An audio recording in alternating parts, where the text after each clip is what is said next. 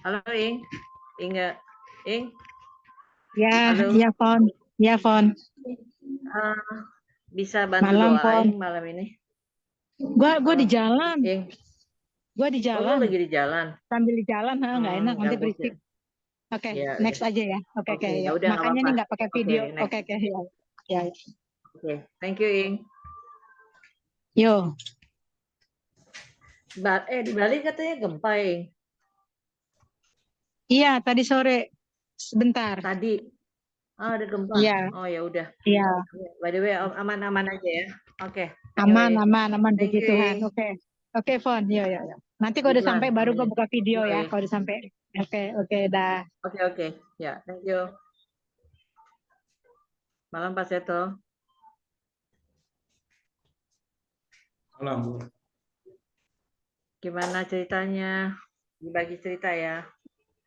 Bagus. Malam Pak Seto. Salam dari Bali, Pak Seto. Oh iya, Bu. Ada Ibu Gimana Inga dari kabarnya? Bali. Udah Ya. pindah dia. Jadi orang Bali. Tito, selamat malam. Iya, Dari Bu. Gunung Kidul. Di Gunung Kidul. Dari Gunung Kidul. Pulau Jauhnya. Wonosari, Gunung Aman di Kidul. sana, sehat. Gereja Santo Petrus Canisius. Ya. Ada apa, Bu, di sana? Kok pergi ke sana main apa? Stay di sana. Dari sana kali Pak Seto. Enggak, Bu Eli bukan orang sana. Oh ya? Oh, lagi main kali. Kalau Bu Inga iya pindah ke Bali. Nanti September Parah, Mana Pak Seto? September, Bu, nanti ke Ke Bali. Gianyar. Ing tuh, Pak Seto ke Gianyar. Gue ikut deh. Ayo Pak, saya temenin. Saya guide-nya. Saya mau udah Gue berani. jadi guide-nya. Jadi guide, ngapain saya di guide? Enak lagi. Ntar ke guide bahaya. Pak Seto, kapan-kapan mau ikut ziarahnya Pak Seto deh. Saya belum pernah Pak ke Holy Land. Mau kemana? Holy Land, Holy Pak Land. Seto. Bikin dong. Bikin private aja. Iya mau Pak, mudah-mudahan ada rezekinya. Kalau Iya, bikin doain aja private. mudah-mudahan lancar. Amin. Malam Pak Roy. Pak Malam, Roy, Bu. malam. Malam. Doa ya Pak Roy. Boleh bantu doa? Iya, baik, Bu. Oh, terima kasih banyak Pak Roy. Makasih banyak. 2 minggu nih ya ketemu Pak Seto. Bentar ya, malam ini soalnya saya yang pandu nih. Soalnya Pak Sunarto lagi ada acara. Jadi di Vincentius, jadi saya ngebantuin deh. Maklum deh kalau saya yang jadi ininya. Ya Pak Seto, kan tahu. Tapi nggak apa-apa, masih bisa ngobrol-ngobrol, masih ada 2 menit. Pak Seto sharing mestinya. Baru 10 orang.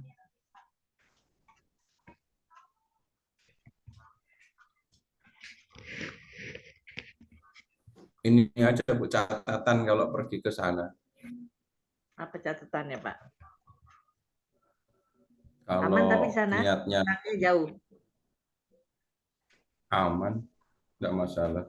Ya, begitu. Kalau niatnya Puji pergi Tuhan. naik ke Gunung Sinai, nah itu hanya disiapkan latihan lari, lompat-lompat, gitu. Bukan supaya keseimbangannya terjaga. Oh iya, karena nanjak sih ya Pak ya, naik ke atas.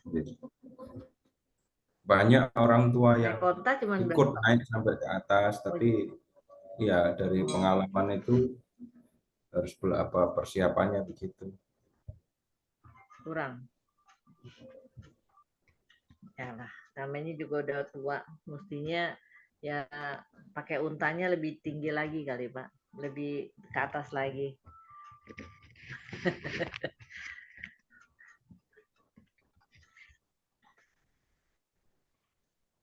Bentar ya.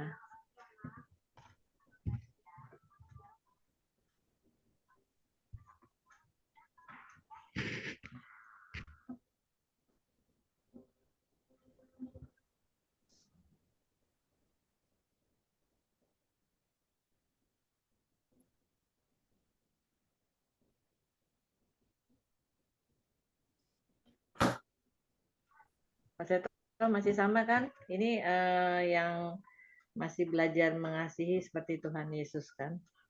Iya, Tema topiknya. Ya, ini yang kita sesi ketiga ya. 3 apa 2? Betul? Betul kan? 3. Eh, Kemarin ketiga? 2. Ini ketiga. Oh, salah Gimana tuh? persiapan saya. Waduh, Ingat nggak yang belajar apa kemarin kemarin? 2, yang aduh aku mesti buka di sini nih. Kemarin tuh yang ini mengenai yang ketiga tuh mengenai gembala baik kerajaan Allah Hmm. sebagai karunia.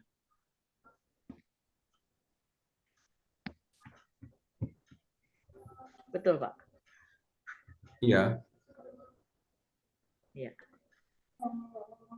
Mana udah bisa kita mulai. Hah? Aman kan, Pak? Itu ada mesti ditutup dulu ya kita. Ya, tutup nih kan ya. Ya.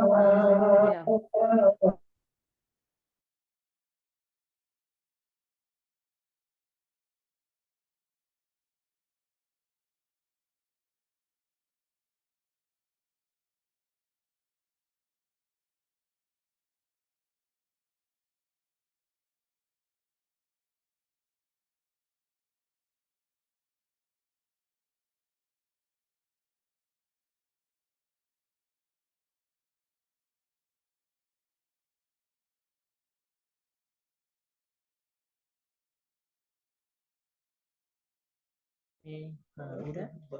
Oh, ya udah. Pas itu udah bisa kita mulai ya. Malam Bapak-bapak, silakan. Ibu-ibu. Untuk kesempatan malam hari ini kita jumpa kembali dengan pengajaran bersama Pak Seto di KPKS Hieronymus. Untuk kesempatan malam ini kita masih dalam topik belajar mengasihi seperti Tuhan Yesus dan sesi yang ketiga malam ini adalah Gembala Baik Kerajaan Allah sebagai Karunia. Buat Bapak-bapak dan Ibu-ibu sekalian, sebelum kita mulai, saya bantuan dari Pak Opung untuk berdoa. Silakan Baik. Pak Roy. Baik. Terima kasih Bu Ipon. Mari Bapak Ibu kita persiapkan hati kita. Kita buka pertemuan malam ini dengan doa pembuka. Dalam nama Bapa dan Putra dan Roh Kudus. Amin. Allah Bapa yang Maha Kasih, puji syukur dan terima kasih Bapa untuk satu hari ini yang telah Engkau berikan sebagai anugerah bagi kami. Khususnya malam ini kami mulai lagi berkumpul KPKS Hieronymus untuk melanjutkan bimbingan tuntunan dari pembimbing kami Pak Seto Marsunu.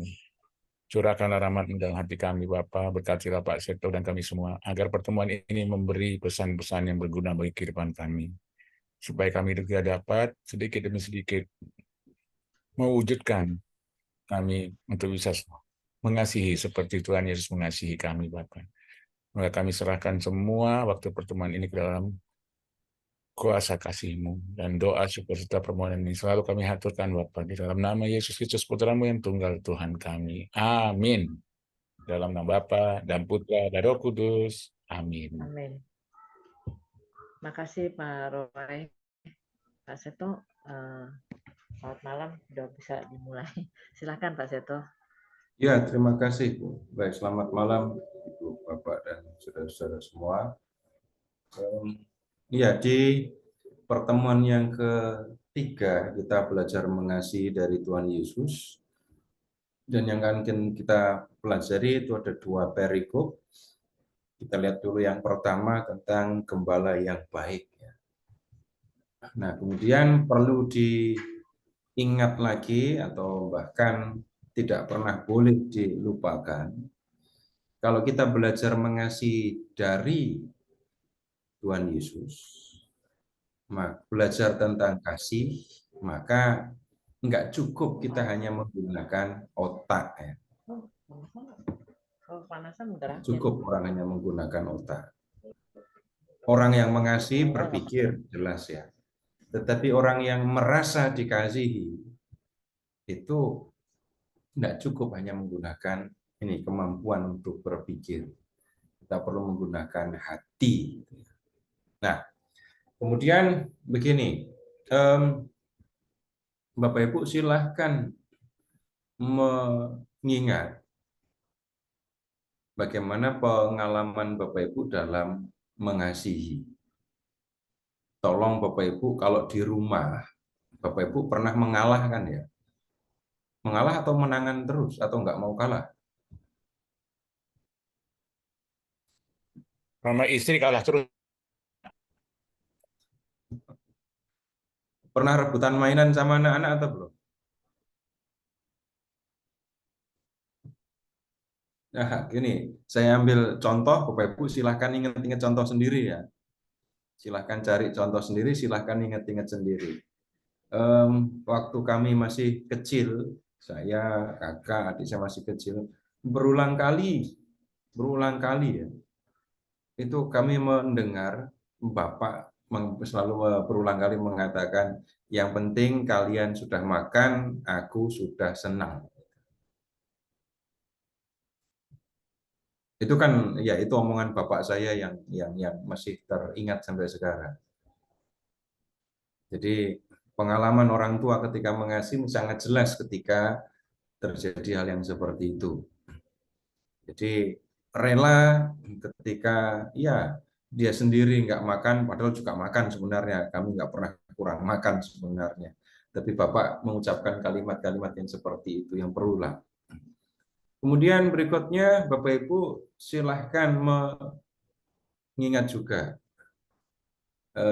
ibu-ibu terutama ya, pernah minta supaya penyakit anaknya pindah ke dirinya apa enggak? Anak-anak sakit, ibunya bilang, adik sakitnya buat mama saja, kayak gitu. Masuk akal apa enggak?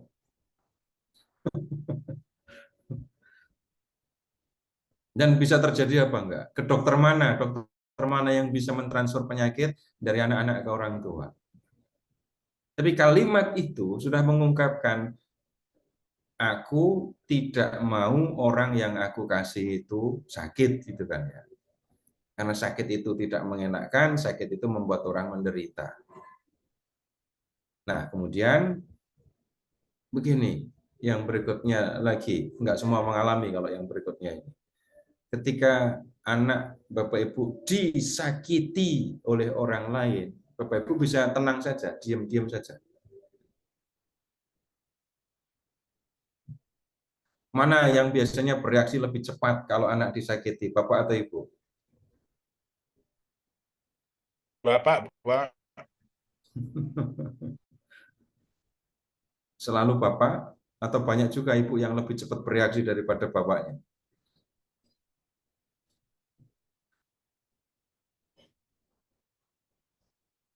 Ada banyak berulang kali ketemu ibu yang lebih cepat bereaksi, langsung nyari orangnya, datangi orangnya, ngomong terus gitu. Yang paling ekstrem yang pernah saya dengar ya, pulang ambil pistol cari orangnya. Tapi ibu-ibu ini bukan bapak-bapak. Kenapa kok begitu? Saya tidak akan mengatakan itu kejam dan seterusnya, enggak. Aku saja nggak pernah menyakiti anakku, orang lain mau menyakiti aku. Nggak bisa aku diam. Dan aku nggak rela, nggak bisa terima ketika orang yang aku kasih disakiti. Nah, Bapak Ibu, ketika kita bicara tentang mengasihi seperti itu, Bapak Ibu amati semuanya. Yang lebih banyak aktif, pikiran atau hati.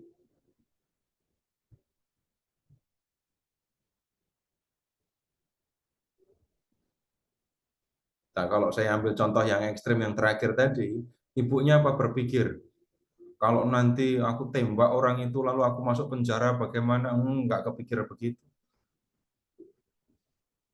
Atau kalau contoh bapak saya tadi, memangnya kalau aku nggak makan, terus kalau aku sakit, aku nggak bisa kerja, nanti anak-anakku gimana? Enggak.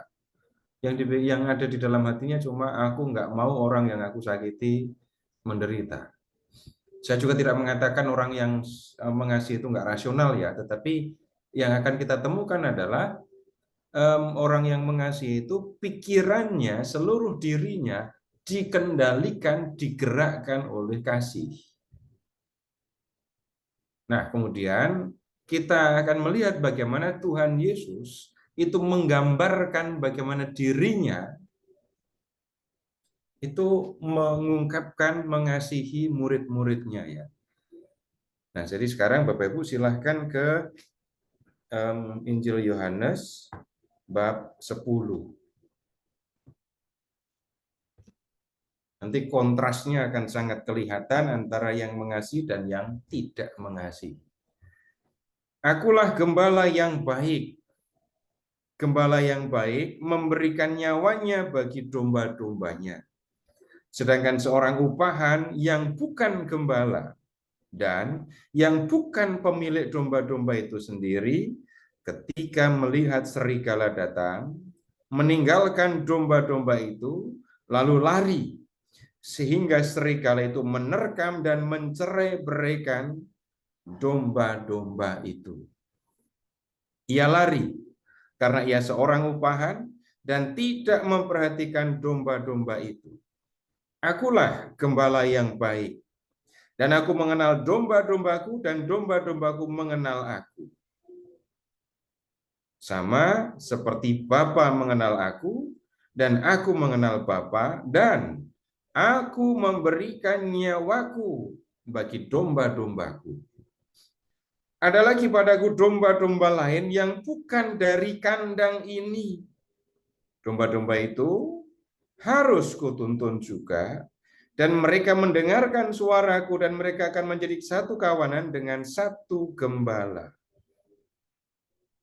Bapa mengasihi aku, oleh karena aku memberikan nyawaku untuk menerimanya kembali. Tidak seorang pun mengambilnya daripadaku, melainkan aku memberikannya menurut kehendakku sendiri. Aku berkuasa memberikannya dan berkuasa mengambilnya kembali. Inilah tugas yang kuterima dari Bapakku. Nah, kita lihat dulu begini Bapak Ibu. Perhatikan kata gembala dan kemudian perhatikan juga kata upahan. Nah, yang membedakan, jadi orang upahan itu maksudnya orang yang dibayar untuk ya menggembalakan kambing domba. Tapi Tuhan Yesus membedakan, ini bukan gembala ya, ini orang upahan. Nah, yang membedakan gembala dengan orang upahan, Bapak Ibu, silahkan melihat, bentar. Seorang gembala itu mengenal domba-dombanya. Lihat ke ayat 14. Akulah gembala yang baik, aku mengenal domba-dombaku dan domba-dombaku mengenal aku. Nah, sekarang begini, domba-dombaku mengenal aku mengenal domba-dombaku. Ini Bapak Ibu yang nggak pernah punya pengalaman dengan kambing domba mungkin agak sulit untuk mengatakan ada 50 ekor domba atau kambing, wajahnya semua berbeda-beda, gembala mengenali wajah masing-masing. Itu kalau nggak pernah ketemu kambing domba, nggak bergaul sama kambing domba, agak susah dimengerti. Tapi sebenarnya Bapak Ibu bisa memahaminya dengan lebih gampang. Bapak Ibu punya anjing? Kalau anjing itu satu jenis anjing ya, tapi kemudian ada 2 ekor anjing, apakah wajah kedua anjing itu sama saja? Entah mau sama-sama German Shepherd atau apa lagi, Rottweiler, apakah biarpun anjingnya itu satu jenis, apakah wajahnya sama?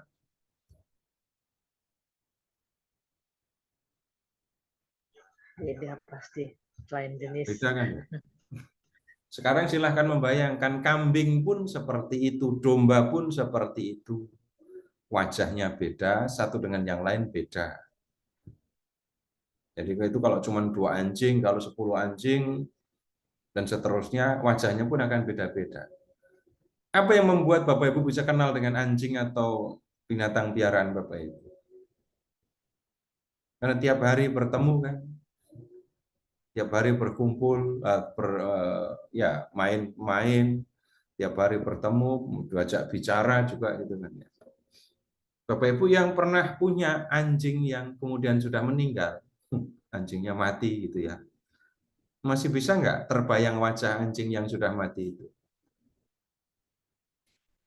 Ya, saya dulu punya anjing, Kintaman nih, sudah mati. Pernah punya boxer juga sudah mati. Tapi kemudian bisa dekat, akrab gitu. Kemudian ini ngomongin anjing doang lah ya, ngomongin anjing doang. Ketika anjing Bapak Ibu dipukul orang, Bapak Ibu diam saja atau ikut mukul?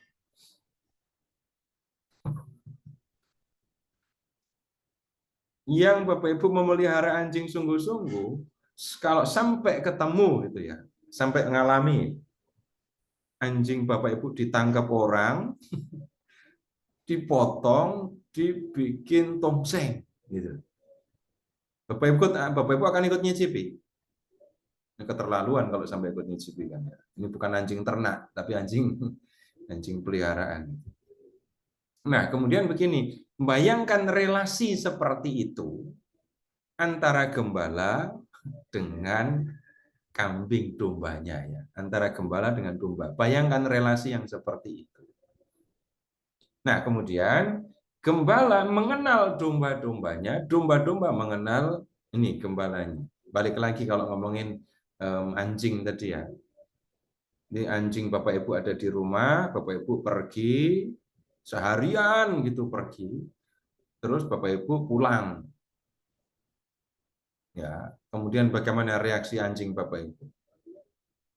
Pernah nggak sampai mengalami anjing pun hafal suara motor tuannya. Dari jauh sudah gonggong, sudah menunjukkan tanda senang ketika tuannya datang. Nah, bayangkan hal yang sama. Domba mengenal gembalanya, domba kenal suara gembalanya.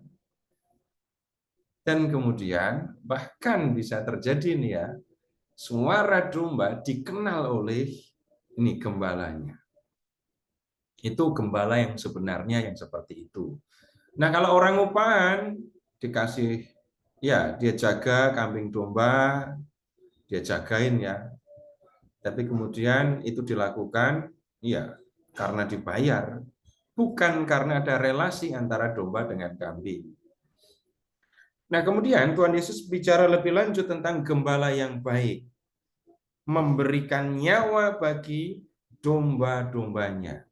Memberikan nyawa itu bukan nyawanya diambil lalu dikasihkan kepada domba-domba, bukan begitu maksudnya. Tetapi lihat situasi ya. Ketika kawanan domba diserang oleh kelompok atau kawanan serigala, Tuhan Yesus membedakan reaksi gembala yang sebenarnya, gembala yang baik dengan orang-orang upahan. Orang-orang upahan akan lari meninggalkan kawanan dombanya, menyelamatkan dirinya, enggak peduli dengan apa yang akan terjadi dengan gembalaannya, dengan domba-domba ini. Mau diterkam, mau dimakan, dia enggak bingung. Yang dia pikirkan hanyalah keselamatannya sendiri. Enggak ada relasi antara gembala dengan domba. Dia enggak bingung ketika domba dimakan serigala. Nah, beda dengan gembala yang baik. Gembala yang baik tidak akan rela, tidak akan tenang, tidak akan, ya bisa dikatakan membiarkan gitu ya. Domba-dombanya diserang, diterkam, dimakan oleh kawanan serigala. Nah, kalau Bapak Ibu pergi ke ya Timur Tengah, tapi sebenarnya Bapak Ibu hitungnya boleh dari Maroko, Libya, nanti sampai ke ini Mesir, kemudian ke Israel, Yordania, terus ke utara sampai Syria, terus sampai ke Irak. Bapak Ibu masih akan ketemu orang-orang Beduin itu. Orang-orang Beduin yang menggembalakan kambing domba, dan ya bisa dikatakan kalau dulu mereka tinggal dalam kemah, sekarang mereka tinggal di ya rumah-rumah yang enggak permanen, ada yang dari seng, dari asbes. Yang waktu itu saya lihat di Syria, bukan Syria, bukan di Yordan, itu masih ada gembala Beduin yang tinggalnya memang di kemah. Nah, situasi yang seperti itu lihat akan membentuk relasi antara gembala dengan domba. Apakah mereka tidak jual dombanya? Ya, bukan itu yang kita diskusikan, tetapi relasi yang terbentuk antara gembala dengan domba ini. Gembala akan memperhatikan dombanya. Domba bergantung sama sekali kepada gembala. Lihat padang gurun yang seperti itu, orang akan bertanya di mana domba-domba itu bisa mendapatkan rumput. Di mana domba-domba itu bisa mendapatkan air untuk diminum. Hanya gembala yang tahu di mana mereka bisa mendapatkan rumput, mendapatkan air. Nah, kembali lagi, ketika kawanan domba diserang oleh serigala, gembala yang sejati itu akan berdiri di depan, ya, kemudian akan membela, melindungi domba-dombanya, sekalipun risikonya adalah dia yang akan menggantikan kedudukan domba sebagai mangsa. Itu yang kita lihat dalam diri gembala yang baik. Dia tidak rela domba-dombanya menderita, sakit, diterkam, apalagi mati. Nggak bisa seorang gembala yang benar itu akan dengan tenang melihat dombanya dimakan, dibunuh oleh serigala. Nah, kemudian bagaimana kita melihat relasi Yesus dengan murid-muridnya? Tetapi berkaitan dengan soal murid ini, Bapak Ibu, silahkan Bapak Ibu lihat ayat 16. Lihat ayat 16 ya. Ada lagi padaku domba-domba lain yang bukan dari kandang ini. Jadi yang dimaksudkan domba yang digembalakan oleh Yesus ini siapa? Nah, sekarang Bapak Ibu, kita mengingatnya begini.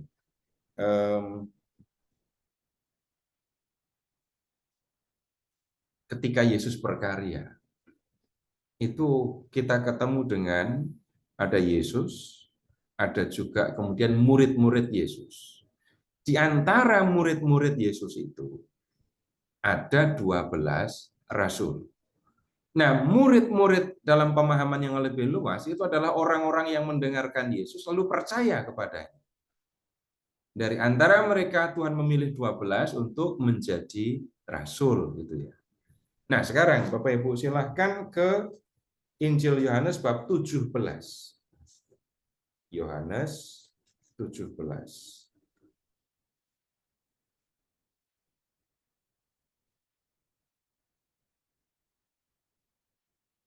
Ayat 20 dan 21. Dan bukan untuk mereka ini saja aku berdoa, tetapi juga untuk orang-orang yang percaya kepadaku oleh pemberitaan mereka, supaya mereka semua menjadi satu sama seperti Engkau ya Bapa di dalam aku dan aku di dalam Engkau, agar mereka juga di dalam kita, supaya dunia percaya bahwa Engkaulah yang telah mengutus aku. Lihat ayat 20. Bukan untuk mereka ini saja. mereka ini itu adalah para rasul. Dan kemudian lihat, kalau bukan untuk mereka ini saja, terus untuk siapa lagi? Untuk orang-orang yang percaya kepadaku oleh pemberitaan mereka. Orang-orang yang percaya kepada Yesus berkat pemberitaan para rasul.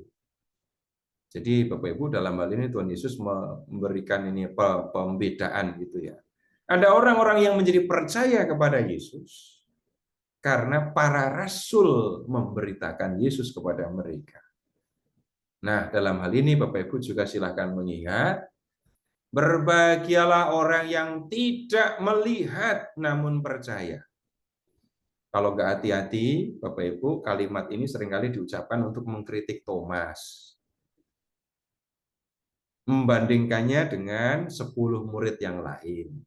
Tapi Bapak Ibu boleh periksa teksnya. 10 orang murid yang lain itu apakah percaya karena tidak melihat Yesus yang bangkit? Enggak. Mereka percaya kepada Yesus setelah Yesus menampakkan diri kepada mereka, menunjukkan luka-luka bekas penyalibannya. Thomas nggak percaya karena nggak ngelihat, belum melihat. Setelah Thomas melihat, lalu percaya, kedudukan Thomas sama dengan murid-murid yang rasul-rasul yang lain. Nah, yang disebut berbahagialah kamu yang tidak melihat namun percaya, yaitu sama orang-orang yang menjadi percaya kepada Yesus karena pemberitaan para rasul. Nah, kalau di Yohanes bab 3, itu Yesus berkata tentang domba-domba lain yang bukan dari kandang ini. Yang dimaksudkan itu adalah para pengikut Yesus yang menjadi percaya kepada Yesus karena pemberitaan para rasul ini. Nah, kemudian sekarang kembali ke bab 10 ya. Ini tadi untuk klarifikasi domba-domba lain yang bukan dari kandang ini siapa? Nah, domba-domba yang ada di kandang ini gitu ya, yaitu bisa disebut murid-murid Yesus yang percaya kepada Yesus berkat pemberitaan Yesus karena ketemu dengan Yesus. Di antara mereka ada rasul-rasul. Di luar kelompok ini ada orang-orang yang menjadi percaya kepada Yesus berkat pemberitaan para rasul. Nah, inilah domba-domba dari kandang yang lain.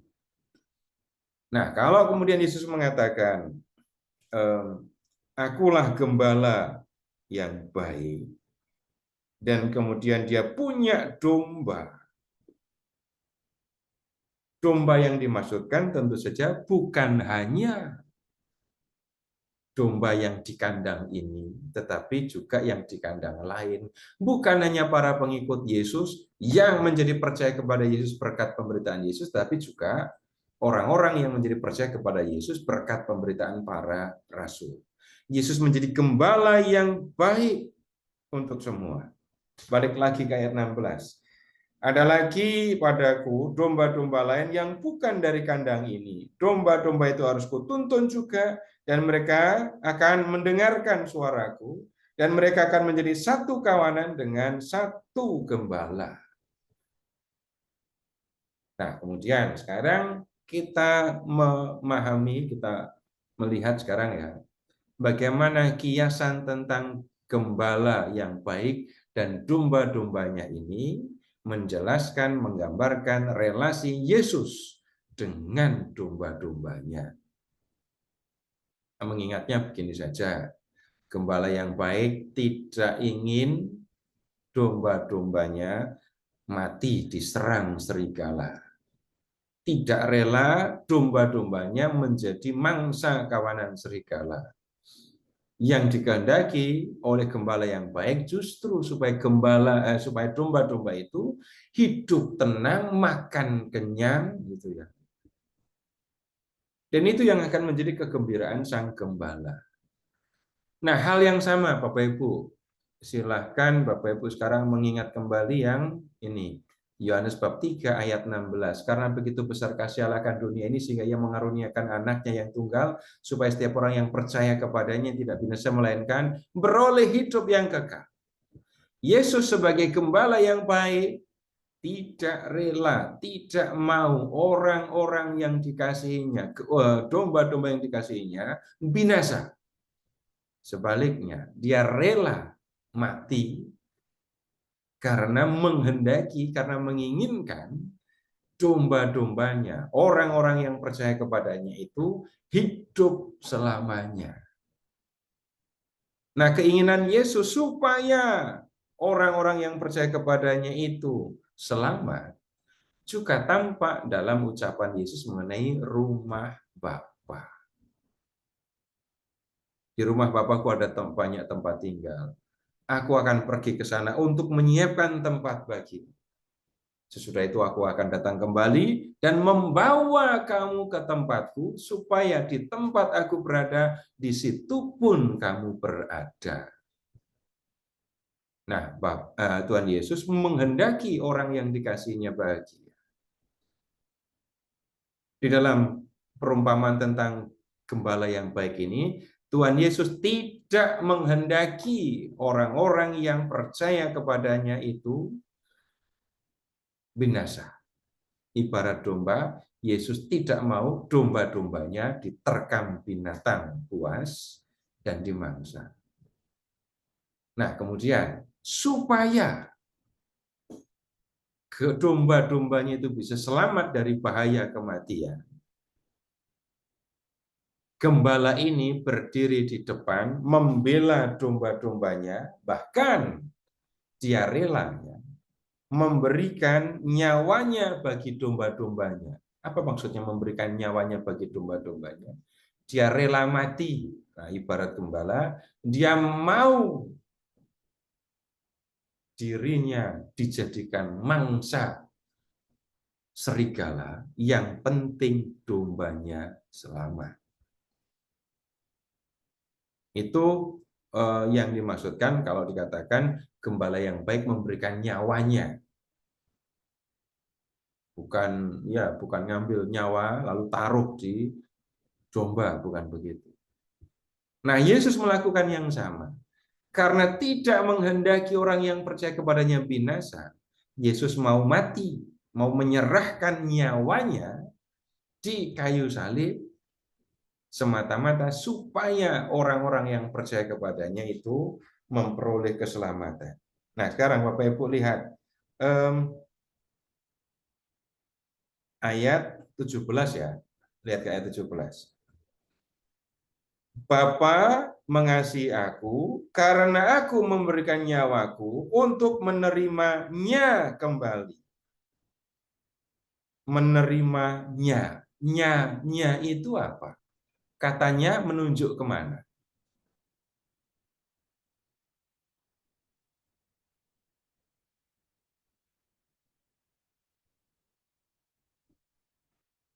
Bapa mengasihi aku karena aku memberikan nyawaku untuk menerimanya kembali. Katanya menunjuk ke apa? Menunjuk ke kata apa?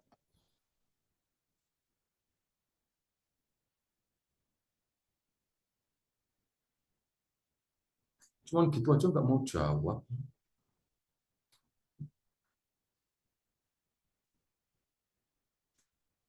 Nyawa bukan, Pak. Yang ada cuman itu kan ya? Iya kan? Yang ada cuman ngomongin nyawa kan ya? Sekarang kalimatnya dibuat lengkap ya. Bapa mengasihi aku karena aku memberikan nyawaku untuk menerima nyawaku kembali. Gitu kan ya? Bisa memahami itu? Hanya memahami kalimat bahasa Indonesia saja. Nah, ini menjadi penting untuk memahami kalimat berikutnya. Tidak seorang pun mengambilnya daripadaku. Mengambilnya. Nyanya menunjuk kepada apa?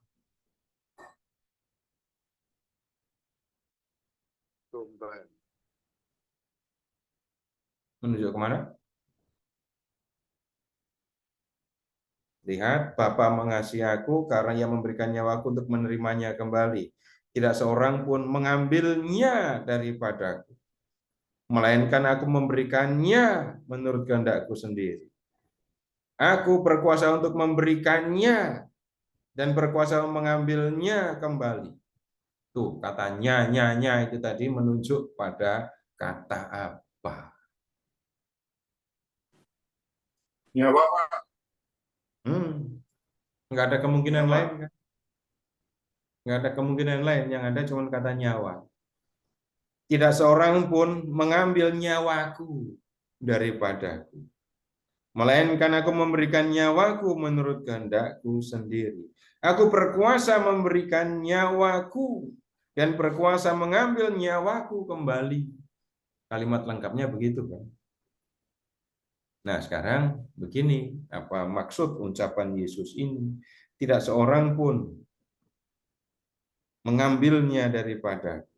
Yang ada adalah aku memberikannya menurut kehendak. Nah, Bapak Ibu, begini, mengambil nyawa, kita gunakan pengertian yang umum saja. Mengambil nyawa itu artinya apa? Biasa saja, yang biasa saja. Seseorang mengambil nyawa temannya, membunuh.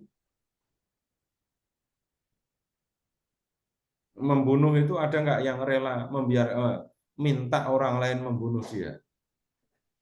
Itu kejadian luar biasa kalau sampai terjadi kan ya. Sekarang Bapak Ibu silahkan mengingat ini tentang ya peristiwa penangkapan Yesus yang ada di Injil Yohanes. Kalau bicara apa adanya yang ada di dalam teks, Yesus hanya mengatakan akulah dia. Para prajurit yang mau menangkap Yesus itu mundur dan kemudian jatuh ke tanah. Kalau di Injil Matius, Yesus mengatakan begini, emangnya aku nggak bisa apa? Mengundang, memanggil satu kompi malaikat gitu ya, atau satu peleton malaikat untuk menghadapi orang-orang yang mau menangkap dia. Nah, Yesus sebenarnya, bukan nggak usah pakai kata sebenarnya, Yesus ditangkap itu sebenarnya bukan arti lugas gitu ya. Yang ada adalah Yesus membiarkan dirinya, lebih tepatnya memberikan dirinya supaya ditangkap. Itu yang kita lihat di dalam teks di Injil Yohanes terutama seperti itu. Jadi kalau Yesus ditangkap, kemudian diadili, lalu dibunuh, itu bukan kecelakaan. Itu bukan orang-orang Yahudi, lalu plus pasukan Roma, itu ya. Itu dengan gagah menangkap Yesus dan membunuh dia. Bukan. Yang ada adalah Yesus memberikan diri kepada mereka, dan pemberian dirinya itu adalah demi keselamatan domba-dombanya. Dengan kata lain, Yesus di kayu salib membiarkan dirinya dibunuh. Kalimat yang lebih positif, di kayu salib Yesus itu menyerahkan nyawanya demi keselamatan orang-orang yang dikasihinya. Nah, memberikan nyawa di kayu salib, Bapak Ibu silahkan mengingat korban penghapus dosa itu. Yesus mau memberikan dirinya, mempersembahkan diri sebagai korban penghapus dosa. Yang penting orang-orang yang dikasihinya itu memperoleh keselamatan, memperoleh kehidupan yang abadi. Nah, kemudian sekarang begini. Ini tadi adalah cara Tuhan Yesus menjelaskan bagaimana relasinya dengan murid-muridnya, relasinya dengan orang-orang yang kemudian menjadi muridnya.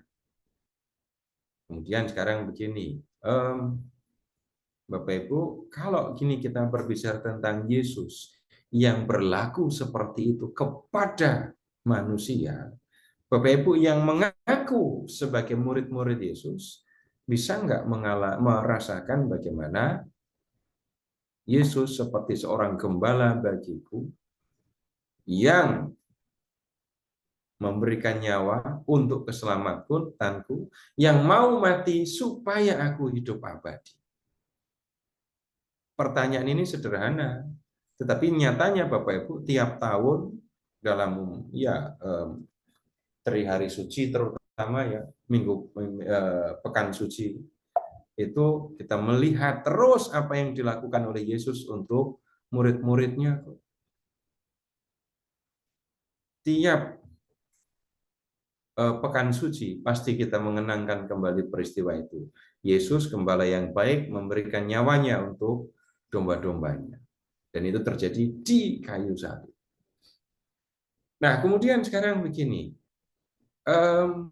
Kalau ada orang yang mengaku diri sebagai orang Katolik, pengikut Yesus, tapi nggak punya relasi dengan Yesus, tidak pernah merasa dikasih oleh Yesus, ada dampaknya nggak?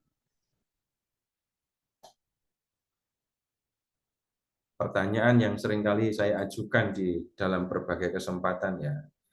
Kalau kita ini bicara tentang pribadi kita sebagai orang Katolik, Bapak Ibu ingat pertanyaan saya, lebih sering mana kita berbicara tentang agama Katolik atau orang Katolik atau gereja Katolik? Pertanyaan bisa juga digeser. Kalau kita bicara tentang ini ya, soal-soal kepercayaan ini, Bapak Ibu lebih sering mana? Atau lebih tenang mana kalau mendengar saya beragama Katolik atau saya adalah seorang pengikut Yesus? Yang mana yang menurut Bapak Ibu ya bisa dikatakan lebih hidup dalam diri saya? Beragama Katolik. Yakin? Coba diingat-ingat lagi. Bapak Ibu ngomong saya beragama Katolik, waktu kapan, di mana?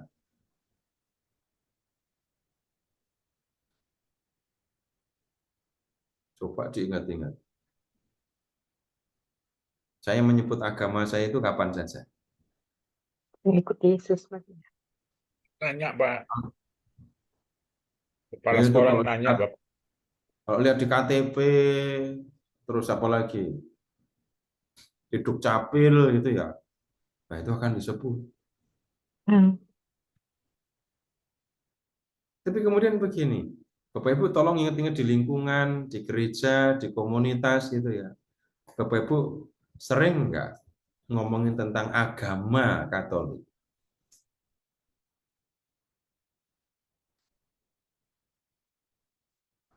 Lebih sering mana? Dalam gereja Katolik atau dalam agama Katolik? Gitu. Kalau di lingkungan, di paroki, di komunitas. Kalau orang berbicara tentang agama, dan Bapak Ibu juga mungkin pernah mendengar orang mengatakan Yesus bukan pendiri agama, nggak perlu khawatir juga dengar kalimat begitu ya. Tapi sekarang begini, kalau orang mendengar kata agama, orang sedang berbicara tentang relasi orang beriman dengan Allah atau enggak? Bahkan saya khawatir ya, umat Katolik itu pada nggak ngerti kalau ditanya syarat-syaratnya apa kalau bicara tentang agama itu. Kenapa aliran kepercayaan nggak bisa masuk ke dalam agama? Jawabannya apa?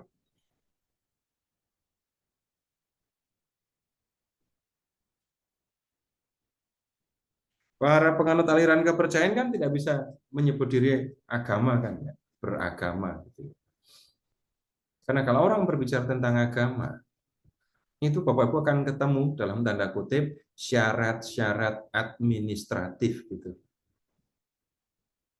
Ada nabinya, ada Tuhannya, ada nabinya, ada kitab sucinya, ada umatnya.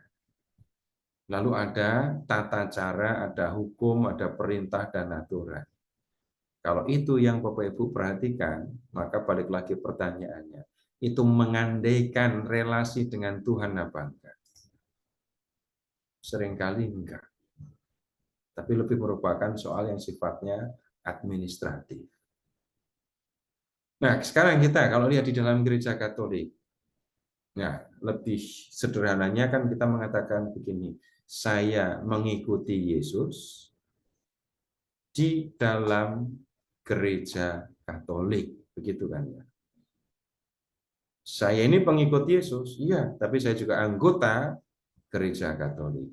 Saya mengikuti Yesus sebagai orang Katolik, saya mengikuti Yesus dalam gereja Katolik. Nah, kemudian sekarang begini, kalau kita berbicara tentang mengikuti Yesus, Bapak Ibu, ini tidak lagi bicara, atau bukan tidak lagi, tapi ini tidak berbicara tentang soal-soal yang sifatnya administratif. Saya tidak mengatakan nggak perlu administrasi loh ya. Tetapi bedakan agama dan ini tadi ya, mengikuti Yesus. Ketika orang berbicara tentang agama, lebih banyak bicara tentang soal administrasinya ya. Tapi kalau bicara tentang mengikuti Yesus, yang nomor satu kita perhatikan itu adalah relasi antara saya dengan Tuhan yang saya percaya. Nah, Bapak Ibu, pemahaman yang seperti ini harapan saya menolong kita untuk bicara, memperhatikan, memperbaiki, memperdalam relasi pribadi dengan ini Tuhan Yesus. Menjadi pengikut Yesus itu dalam pemahaman awal berarti saya tahu siapa Yesus, saya merasakan kasih-Nya, dan kemudian saya akan bersatu dengan Dia dalam kehidupan abadi. Tolong diulang 3 hal tadi.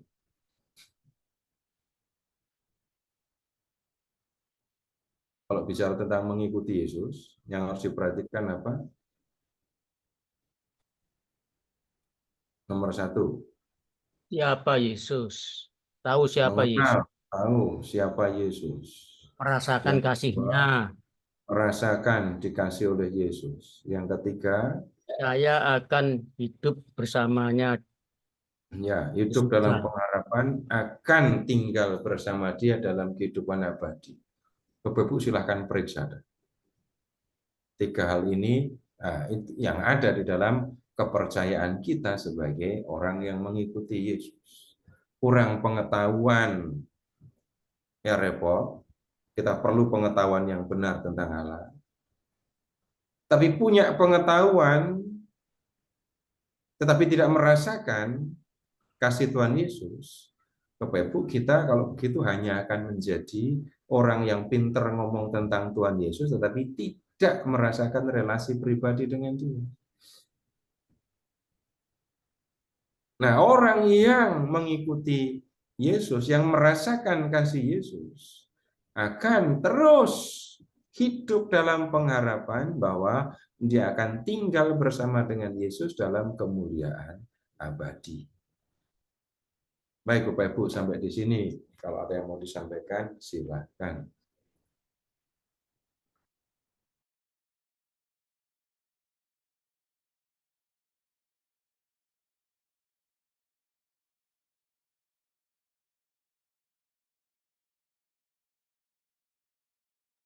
Baik, Bapak Ibu, siapa yang mau bertanya?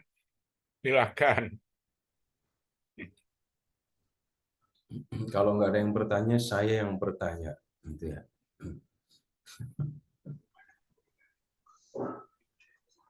Bapak Ibu, sekarang Bapak Ibu berpikir apa tentang relasi dengan Tuhan? Kalau bicara tentang Bapak Ibu sendiri, nggak usah ngomongin orang lain.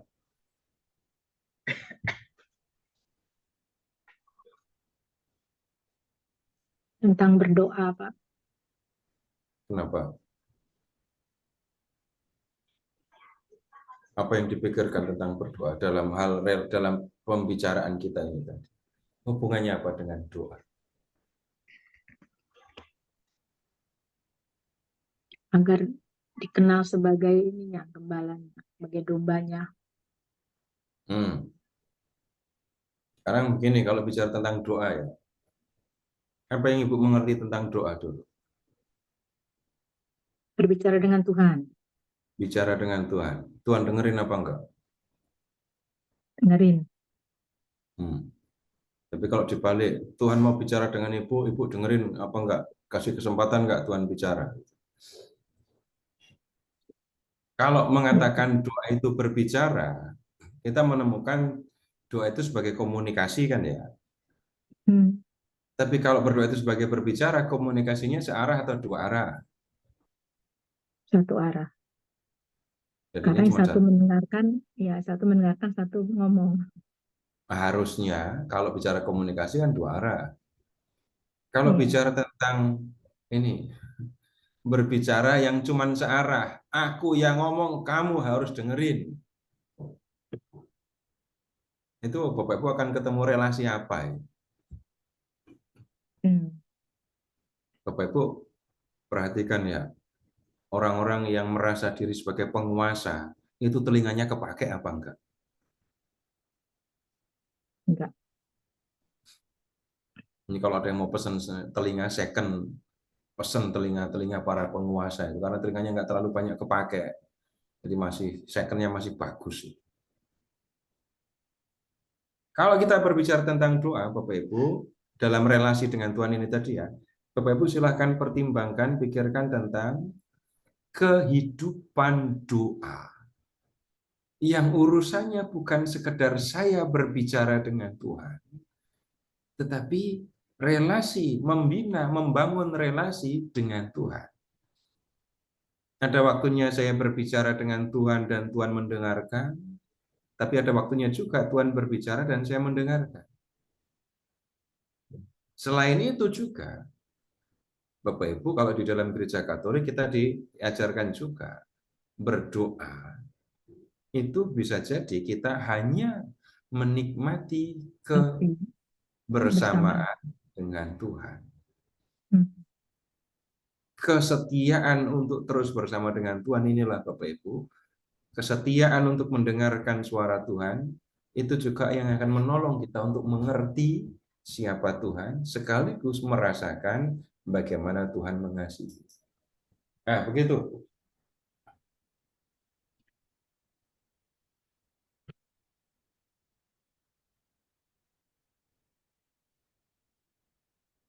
Terus mikir apa lagi? Enggak perlu kan saya membaca pikiran Bapak Ibu, kalau nggak saya nanti saya bacain satu-satu pikirannya.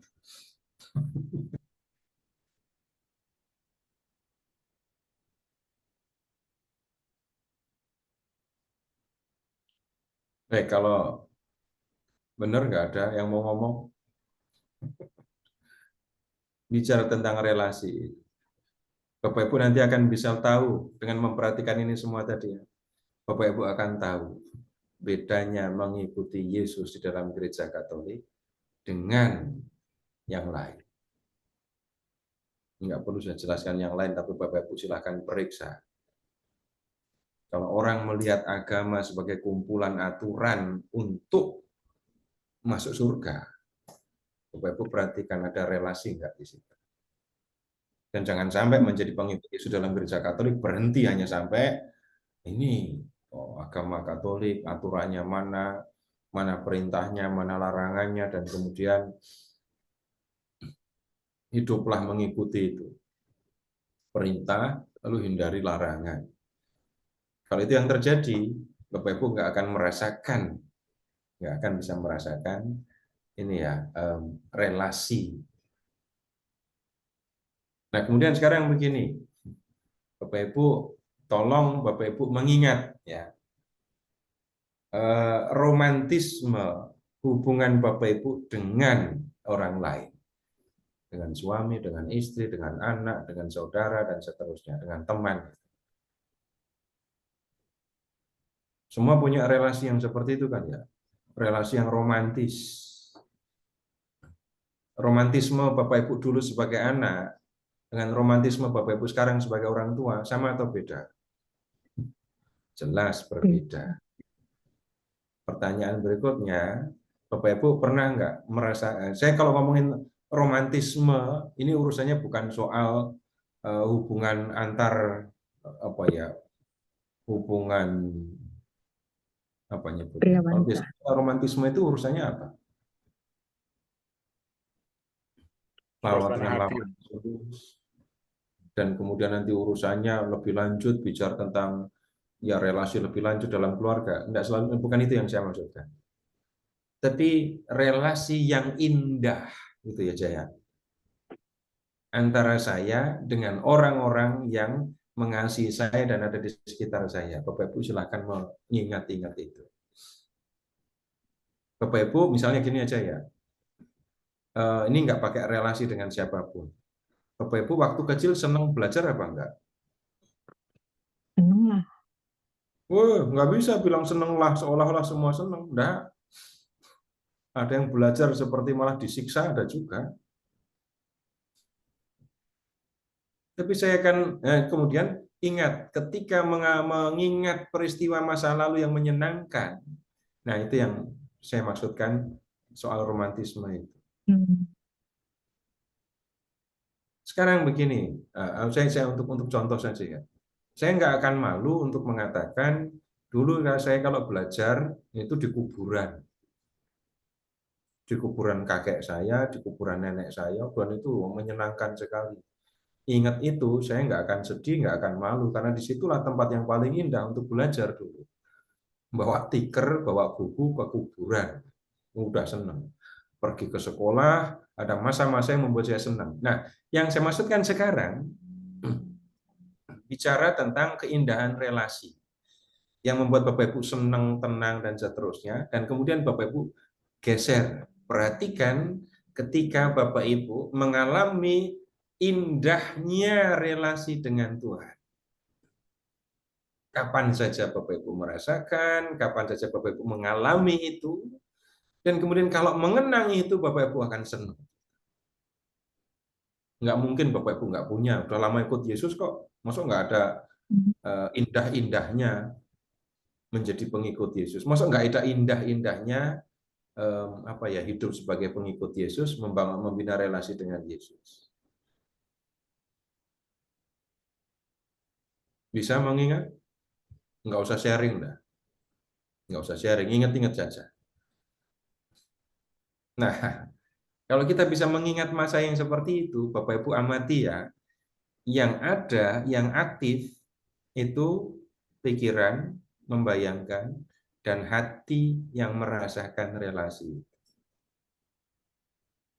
Nah, dengan mempelajari, dengan belajar, dengan memperhatikan apa yang sudah Yesus lakukan untuk kita, maka romantisme menikmati keindahan hubungan dengan Tuhan Yesus itu yang terus diperhatikan, terus dijaga. Masuk Bapak Ibu selama hidup hanya diuji terus gitu. Diuji terus, nggak lulus-lulus. Masa hanya disuruh mikul salib terus gitu. Saya tidak mengatakan mikul salib nggak indah ya. Tapi yang diingat kalau sampai yang diindah itu kalau ikut Yesus itu menderita terus. Yang diingat penderitaannya malah bukan Yesusnya. Itu jadi aneh jadinya. Tapi Bapak Ibu kembali lagi ketika bicara tentang relasi dengan Tuhan, Bapak Ibu silahkan ingat kembali, perhatikan kembali bagaimana Tuhan mengasihi aku. Nah, kemudian kalau nggak ada yang bicara, nggak ada yang tanya, ya kita pindah ke yang berikutnya, kita ke Injil Lukas bab 20 ya. Ini pembicaranya masih nyambung, temanya nyambung maksudnya ya.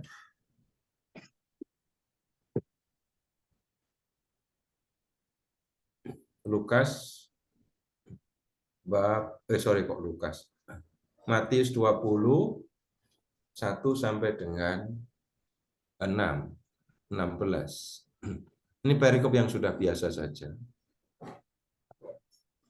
Bicara tentang kerajaan Allah itu sebagai karunia ya. Silakan Bapak Ibu persiapkan. Matius 20 1 sampai dengan 16. Enggak perlu saya banyak berbicara tentang perikop ini karena sudah berulang kali Bapak Ibu mendengarkan penjelasannya. Tapi ada beberapa hal yang kita perlu lihat, kita perlu perhatikan berkaitan dengan ini kasih Tuhan Yesus ya. Sekarang ini begini dulu. Bapak Ibu ingat pengalaman jadi anak ya. Pengalaman jadi anak. Pernah dikasih duit oleh orang tua dulu waktu masih anak-anak dan senang. Sering. Sering kan ya? Ya. Tapi kemudian tolong ingat-ingat, waktu masih kecil dulu, punya nggak pengalaman saya bekerja, baru kemudian saya dapat uang? Waktu kecil. Kecilnya Saya kerja seberapa, Pak? dulu, baru dapat uang.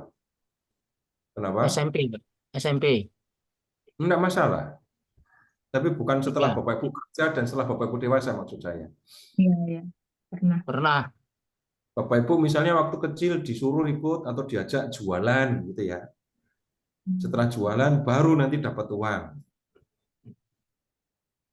Kalau berbicara tentang dua hal itu, saya diberi oleh orang tua saya uang dan kemudian saya bekerja supaya mendapatkan uang. Saya tidak bicara tentang pendidikan. Saya tidak bicara tentang pembinaan.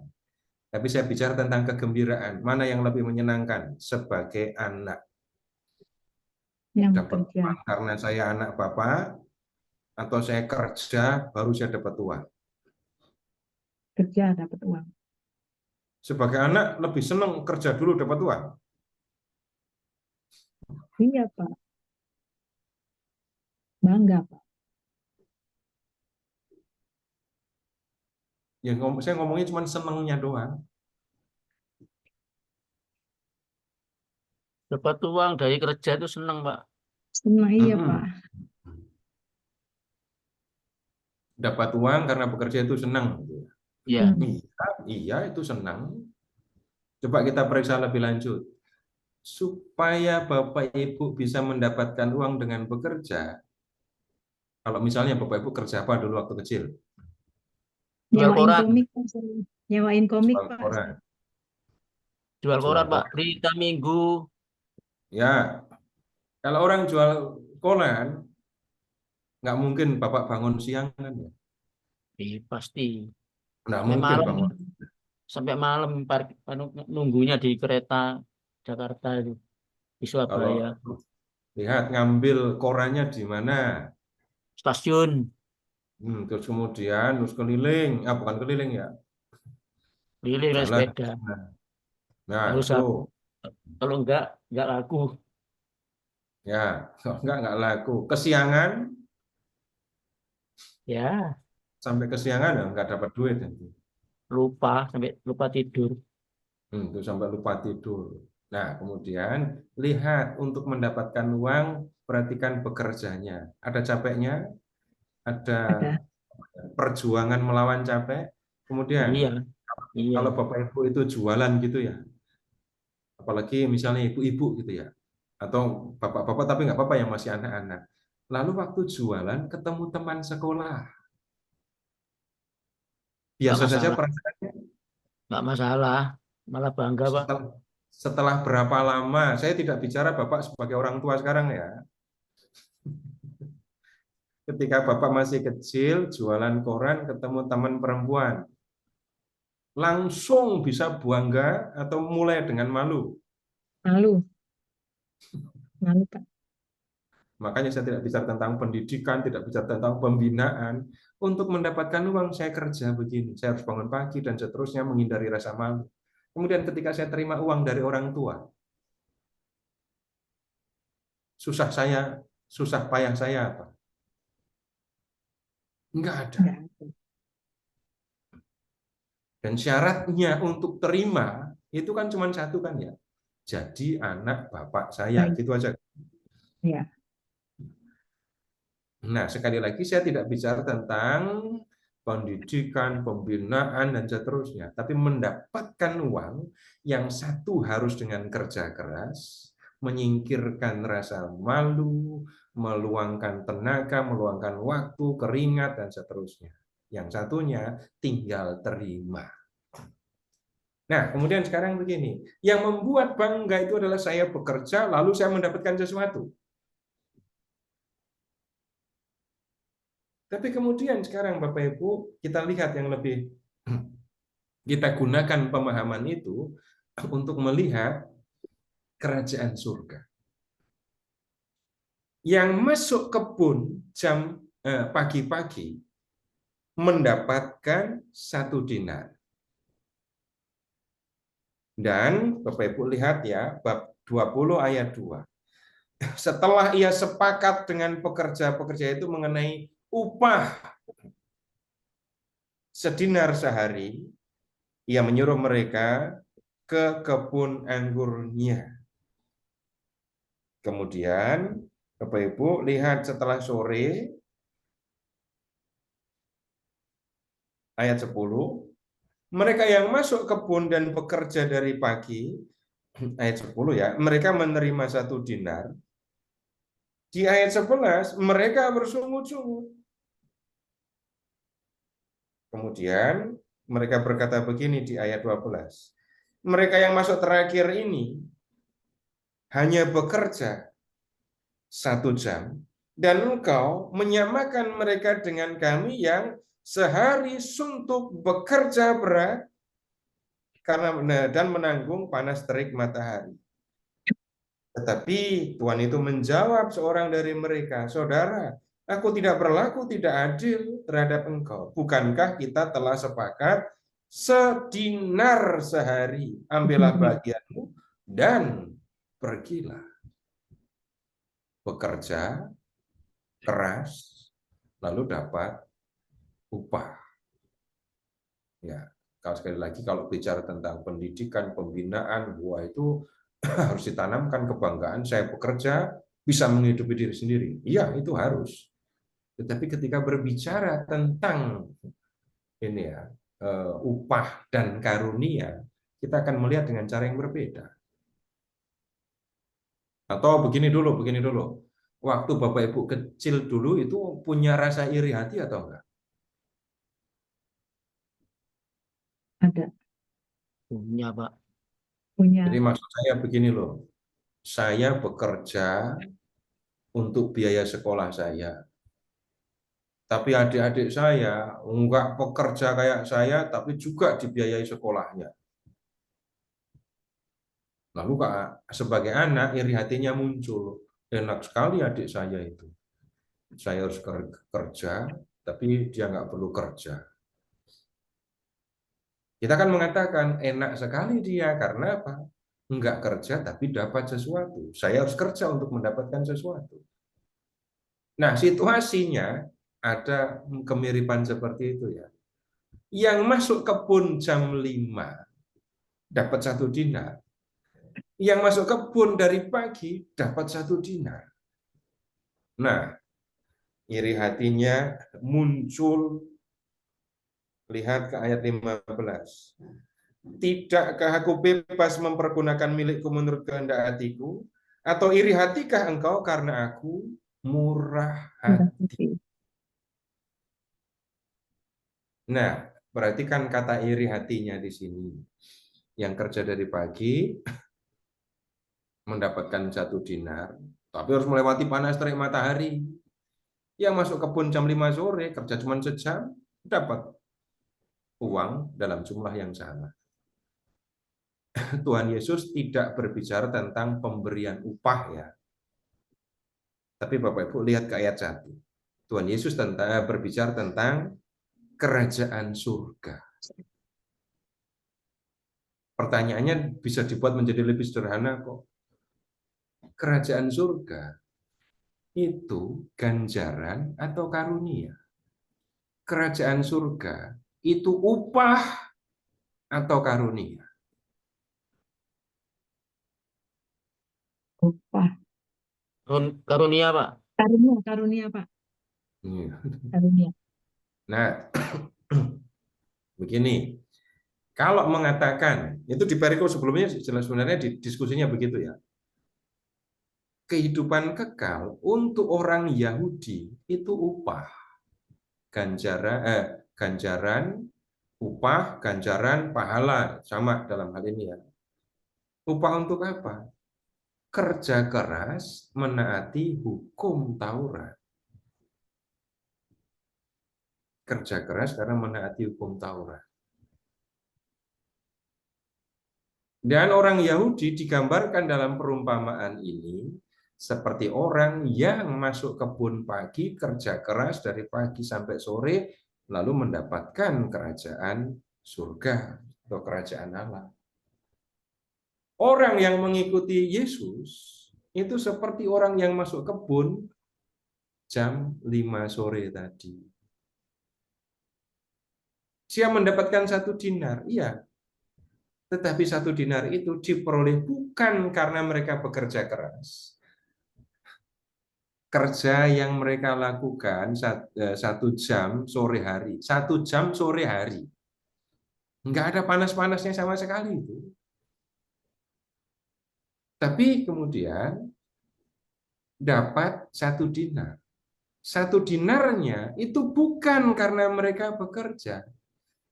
Pekerjaan yang mereka lakukan tidak cukup, gitu ya, untuk dipandang layak mendapatkan 1 dinar. Nah, orang yang mengikuti Yesus kayak gini. Kalau mau bicara pakai bahasa lugas sekaligus sinis gitu ya. Seumur hidup kita mengikuti Yesus, sudah lama menjadi pengikut Yesus. Pertanyaan itu tadi lugas dan sinisnya tadi ya. Apakah perbuatan baik yang saya lakukan selama saya hidup ini membuat saya layak untuk masuk surga? Perbuatan baik yang saya lakukan selama ini, apakah ya dipandang cukup untuk mendapatkan upah surga? Nah, agak sulit membayangkan, tapi begini dulu, ngomongin surganya dulu ya. Di pertemuan yang lalu, kita sudah lihat tentang hidup kekal itu hidup bersama dengan Allah, lalu tinggal di rumah Bapa. Hidup tinggal di rumah Bapa itu bahagia abadi, senang selamanya.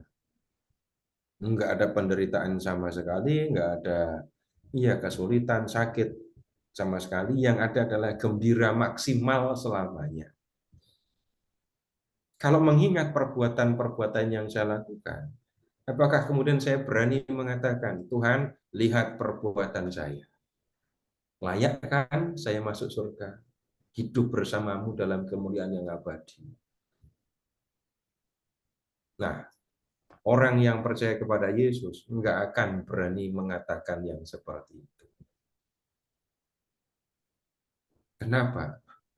Terlalu besar karunia surga itu dibandingkan dengan apa yang aku lakukan selama di dunia.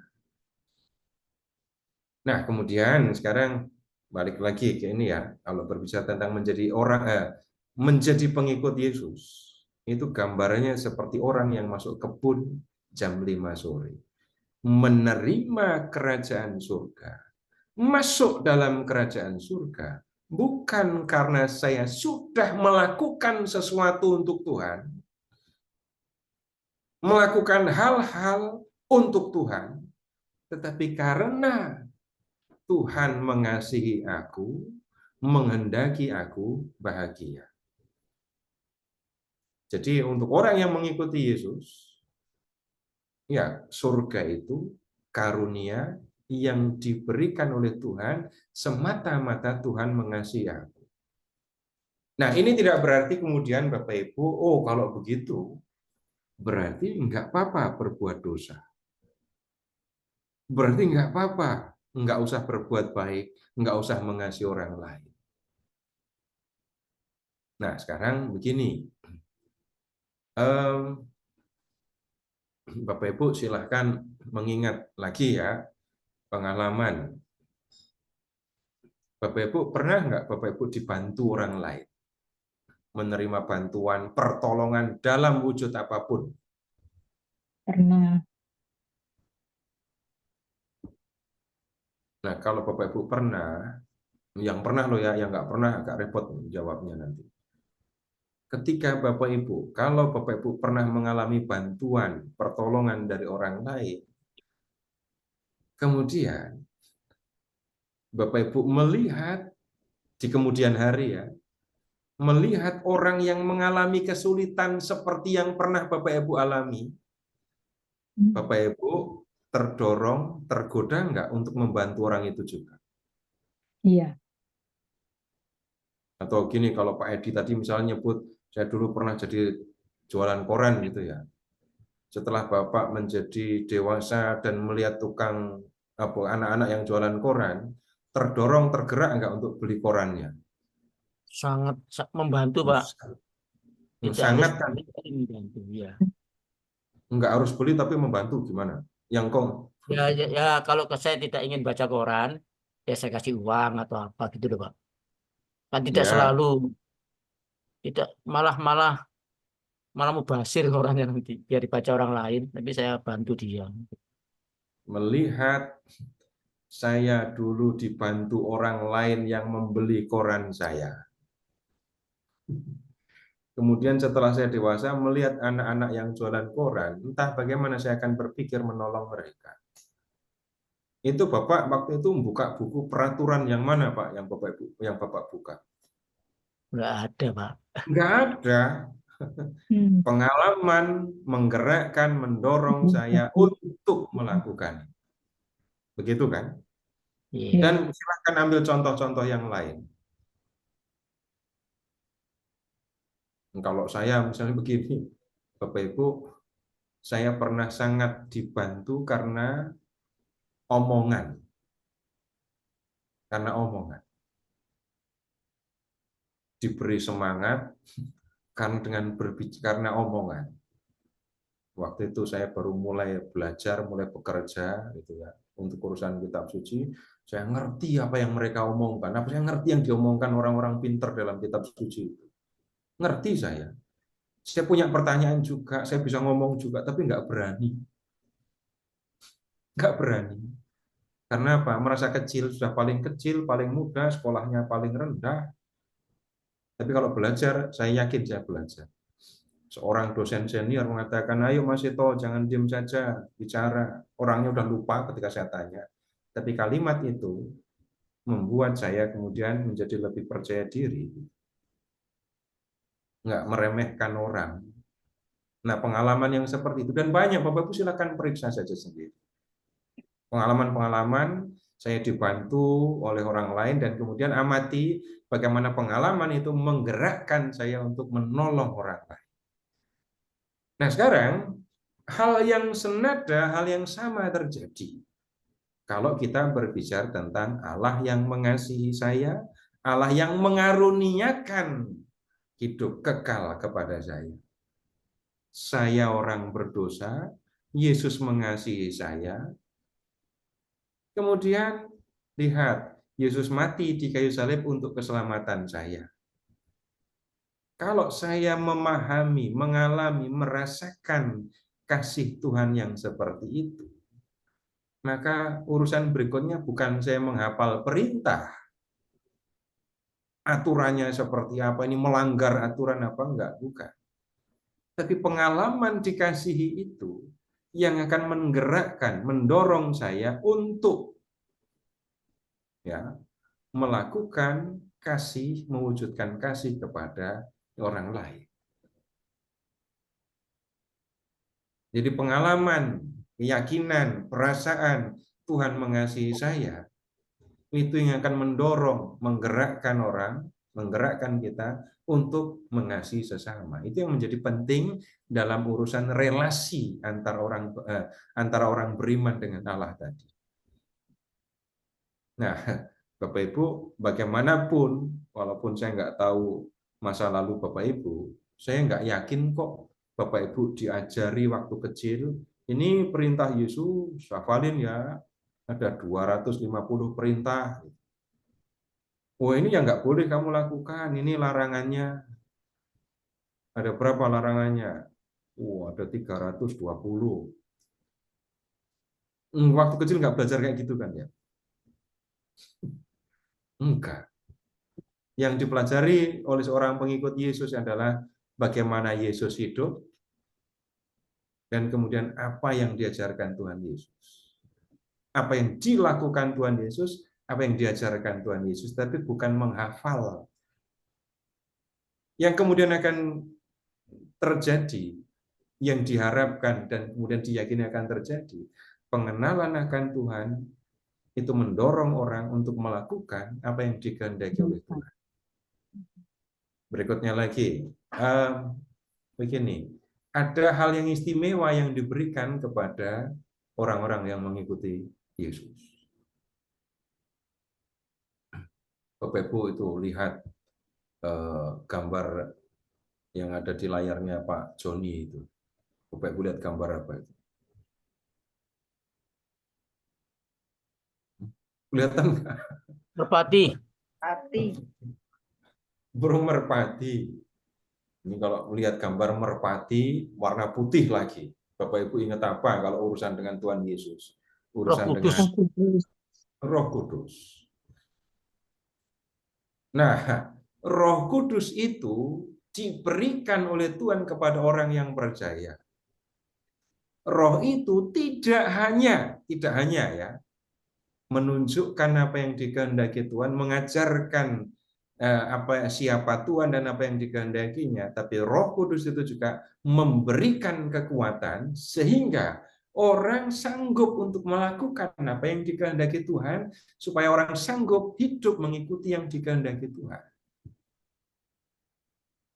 Itu ketika berbicara tentang ini, saya ikut Yesus, saya dikasih oleh Yesus, dan kemudian saya digerakkan untuk mengasihi sesama saya. Ingat, Tuhan mengingatkan, Tuhan menunjukkan, Tuhan juga memberikan kekuatan supaya apa yang dikehendaki oleh Tuhan itu terlaksana dalam diri saya. Itulah peran ini Roh Kudus. Tapi yang seringkali terjadi, sering atau nggak sering ya nggak masalah sih.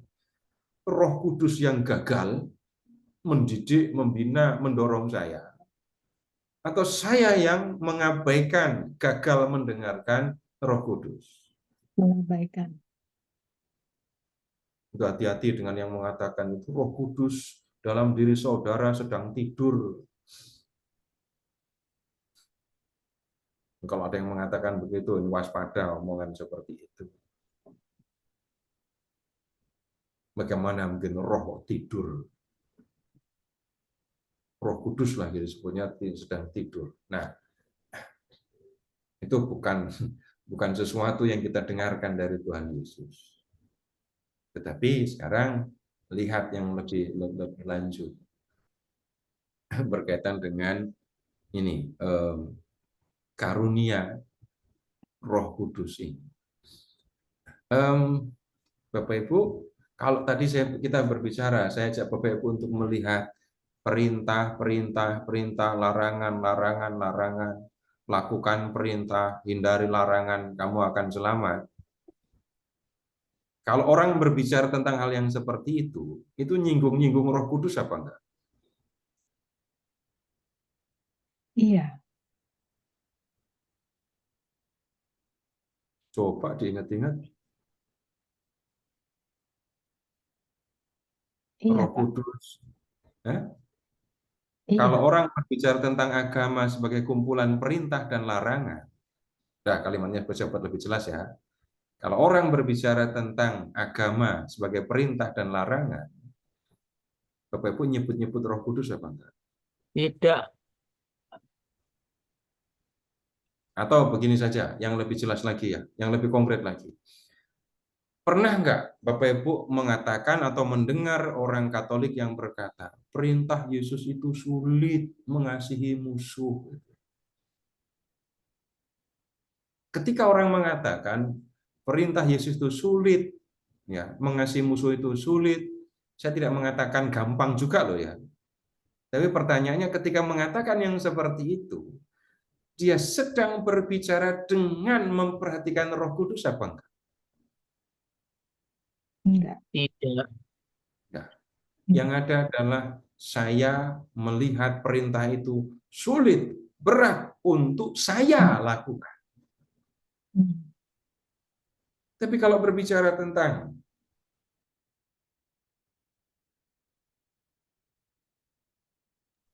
kalau kita tunggu dulu, belum selesai.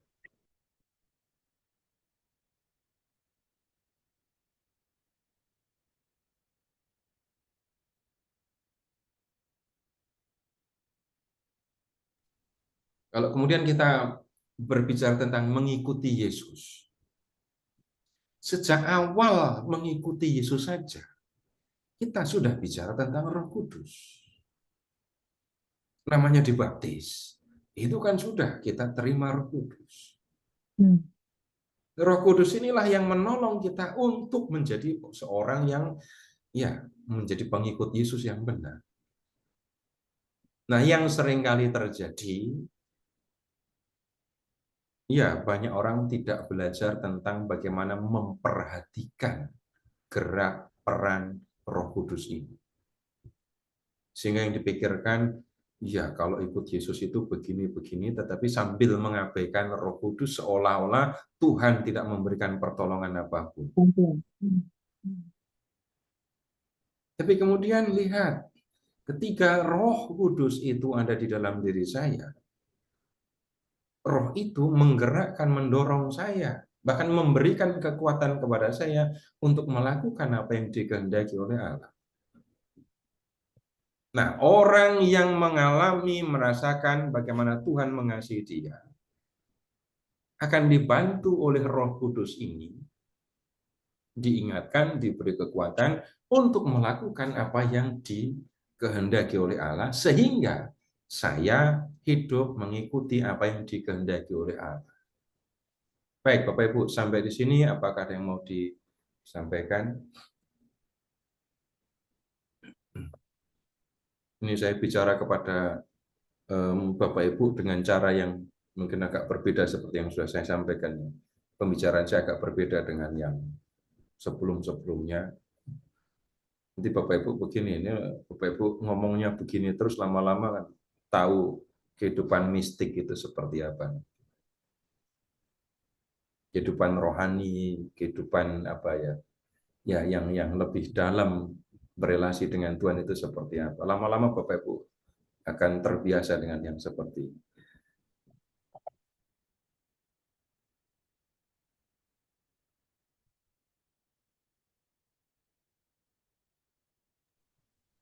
Enggak ada. Padahal sebenarnya saya takut ngomong yang seperti ini semua tadi.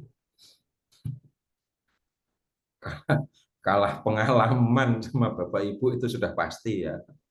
Tapi kemudian saya hanya punya kelebihan waktu untuk memikirkan yang seperti ini. Karena kerjaan saya hariannya begini, jadi memang waktunya memikirkan yang seperti ini. Tetapi saya hanya terus berharap apa yang saya sampaikan kepada Bapak Ibu bukan hal yang melayang, bukan hal yang sulit, bukan. Ini hal yang nyata, hal yang real kita hadapi, kita hidup. Begitu Bapak Ibu ya. Jadi cukup dulu untuk malam hari ini. Kalau untuk pertemuan berikut, Bapak Ibu silahkan menyiapkan Yohanes 14, 15-26 dan Yohanes 15, 9-17. Yohanes 14, 15, 26. Yohanes 15, 9 Lalu Yohanes 15, 9 sampai dengan 17. Itu mengenai mengasihi Yesus seperti Mengasihi. Ya. 26 semua ya? Enggak. Yohanes 14, 15, 26. Yohanes 15 ayat berapa, Pak? 9 sampai dengan 17. Oke. Sampai Kalau 9 sampai 14, Pak.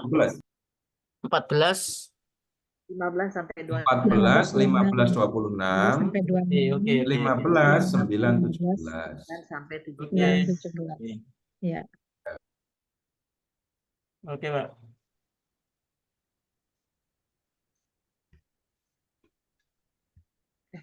Ya, silahkan Bu Ivon atau Pak Roy. Oke, saya punya. Oke, terima kasih Pak Seto untuk pencerahannya malam hari ini. Untuk minggu depan, jadi kita sudah harus menyiapkan di Yohanes 14 ayat 15 sampai 26 dan Yohanes 15 ayat 9 sampai 17 PR-nya. Dengan sesi keempat judulnya mengasihi Yesus seperti Yesus. Pak Roy, boleh bantu ditutup. Ya, baik, Bu. Terima kasih, Pak Seto. Terima kasih, Terima kasih, Bapak. Ya, Bu Ivon. Mari kita satukan hati kita tutup pertemuan ini. Dalam nama Bapa dan Putra dan Roh Kudus. Amin. Bapak, terima kasih. Kembali kami mengucapkan rasa syukur dan terima kasih. Pertemuan malam ini kembali Pak Seto membimbing kami Bapak, mengingatkan kami mengenai besarnya kasih Bapa yang dicurahkan kepada kami melalui Putra Tuhan kami Yesus Kristus. Mengingatkan kami kembali bagaimana seharusnya Tuhan Yesus Putra yang Tunggal menjadi pribadi yang sungguh akrab, sungguh kami kenal, dan sungguh menjadi pemimpin hidup kami sebagai umat Katolik. Maka kami mohon Bapa, berkati Pak Seto, berkati kami semua, agar setiap kali pertemuan yang kami hadiri selalu membawa benih-benih kekuatan iman kami. Sehingga kami sebagai anak-anakmu mampu mewujudkannya dalam kehidupan kami di tengah keluarga dan sesama. Sebentar lagi kami akan melanjutkan aktivitas kami, Bapa. Berkat-Mu juga yang menyempurnakan apa yang akan kami hadapi. Doa syukur serta permohonan selalu kami aturkan Bapa di dalam nama Yesus Kristus Putra-Mu yang tunggal Tuhan kami yang bersama dengan Dikau dalam persatuan Roh Kudus hidup dan berkuasa Allah sepanjang segala masa. Amin. Dalam nama Bapa dan Putra dan Roh Kudus. Amin. Terima kasih Bapak. Pak Roy, terima kasih Pak Seto. Terima kasih, Pak Terima kasih, Bu Terima Ivon. kasih, Pak Seto. Terima kasih.